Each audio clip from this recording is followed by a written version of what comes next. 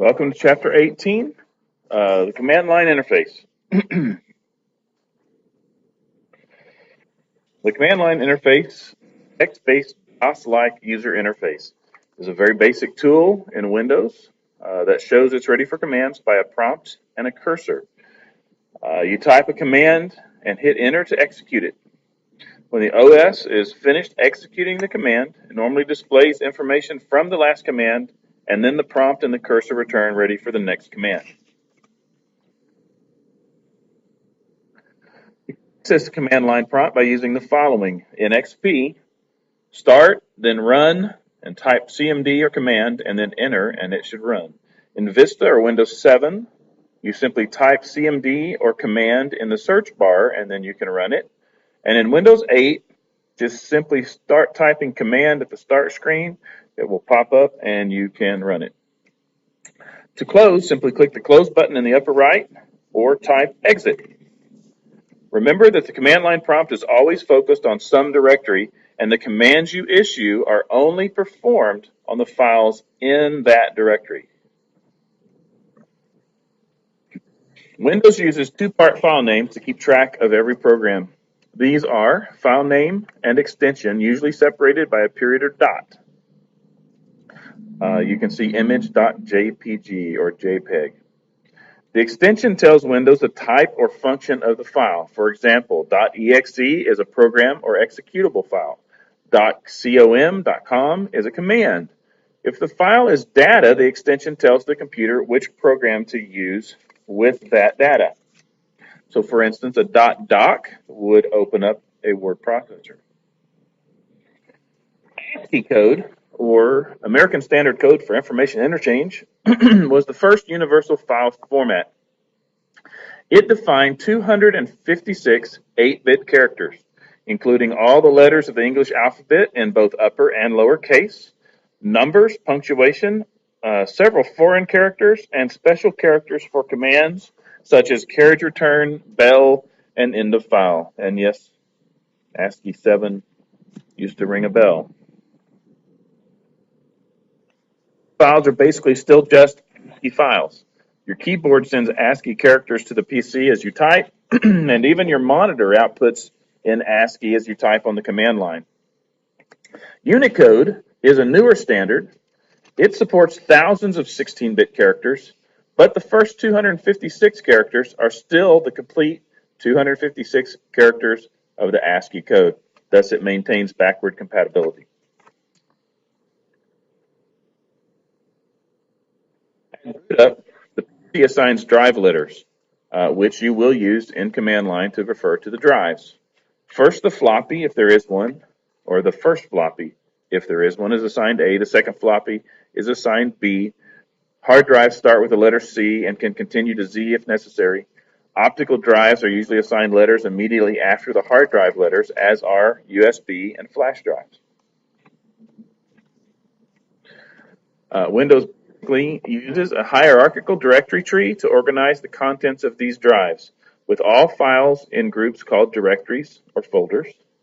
Any file not in a directory within the directory tree, which is to say, any file at the root of the directory tree, is said to be at the root directory.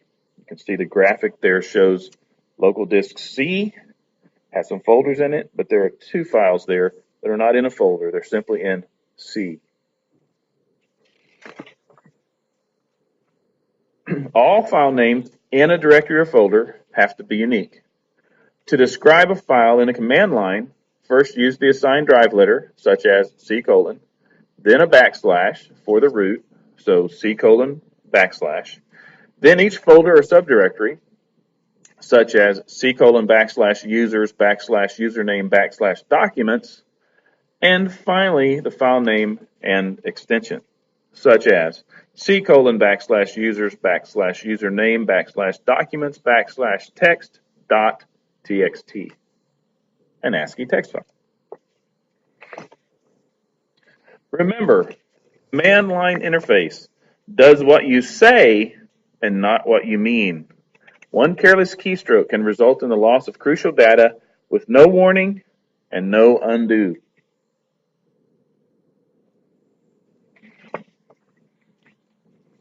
commands for the command line interface. These include dir, or directory, which shows the contents of the directory that the prompt is focused on. So it shows the contents of the folder that you are focused on. Directory /p pauses after one page of information. Directory /w shows the contents of the directory in multiple columns. In other words, it's wide. And there's a space between the command and the slash.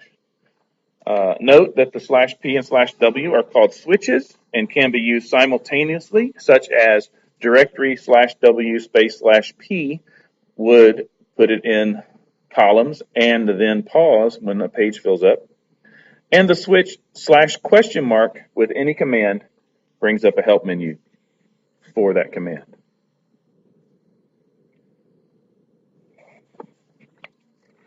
The command cd / followed by the name of a directory, such as cd /users /username /documents, will focus the prompt on that directory. So if you want to focus the prompt on a different directory, you simply type change directory cd followed by the name.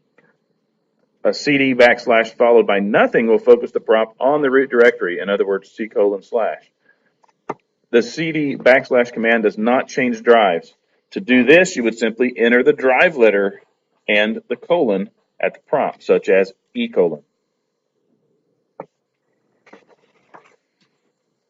D, or make directory, creates a directory in the directory the prompt is focused on. So it creates a folder inside the folder you're focused on. But it does not give you any information that it did it. It just quietly creates the folder.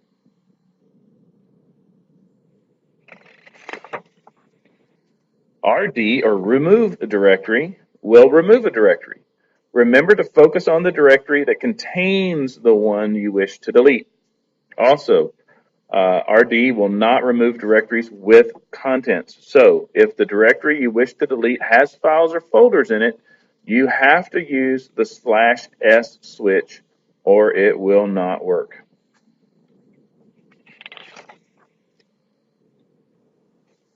Okay, command line also allows you to manipulate files as well as folders. All files basically have 4 attributes that determine how they act in special situations. The attribute hidden basically tells the file not to be displayed when the directory command is issued. The attribute read-only tells the file it cannot be modified or deleted. The attribute system provides an easy identifier for system files. And we've already talked about the archive bit. The archive attribute is used by backup software to determine which files to back up. Attrib.exe, or attribute executable, is an external program that allows you to manipulate the attributes of a file. At the prompt, you type attrib, and the program will list all the files currently in the directory with their attributes. A equals archive, R equals read-only, H equals hidden, and S equals system. To change the attributes, you simply type attrib, a space, the plus sign, and the attribute letter you wish to add, R, A, S, or H. Or, to remove an attribute, you simply type attrib, the minus sign, and the attribute you wish to change, R, A, S, or H. For example, to remove read-only on a text.txt file, you simply type attrib space -r space text.txt. You can also remove or add multiple attributes in a single line. Wildcard characters. With file names, you can use 2 special wildcard characters in place of part or all of a file name, the asterisk and the question mark. The asterisk basically replaces any part of the file name and matches any following characters. For example, DAVI asterisk will match both David, Davis, and David Bryant. Question mark replaces any single character of the file name and matches any character in that place. For example, DAVI question mark will match both David and Davis, but not David Bryant, because the question mark only stands for one character.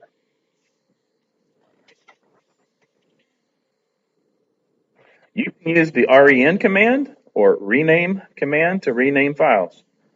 You can use this with wildcard characters as well. So you see the example circled up there says to rename everything in the folder classics that is *.asc, anything with the ASC extension, to *.txt. So all you're changing is the extension on all the files that match ASC.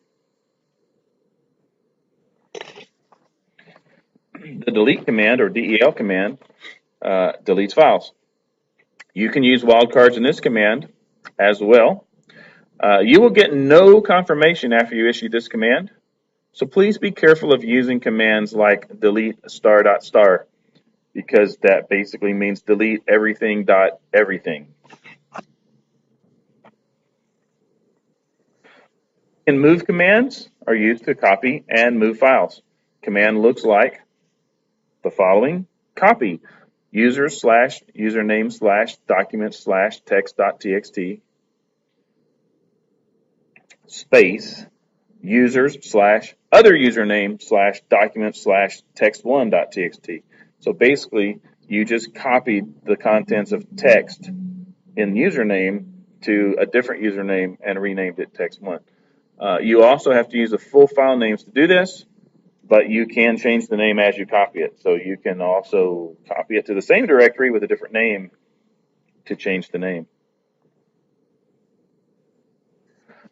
Using the command line, there are also a plethora of tools, utilities, and commands you can use to prepare, maintain, detect, and or correct system files. Those commands, some of which are check disk, which runs check disk, format, which formats a partition, SFC does a system file check. That will check all your system files to see if there is any that do not match the original files, and shutdown, which shutdowns the computer. Always remember, and document everything.